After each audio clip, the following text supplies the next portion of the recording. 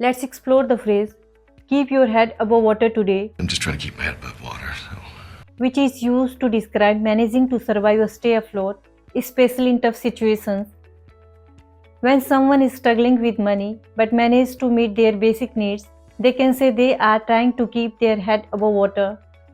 Example, despite all the bills and expenses, I'm managing to keep my head above water. When your workload is overwhelming but you are just about managing to stay on top of it, this phrase fits perfectly. Example, with so many projects at work, I'm just keeping my head above water. When someone is dealing with personal struggles but is managing to cope, they can use this phrase. Example, after everything that happened, I'm trying to keep my head above water. Students with a heavy workload and tight deadlines can use this phrase to describe their efforts to cope. Example, exams are near and assignments are piling up, but I'm keeping my head above water.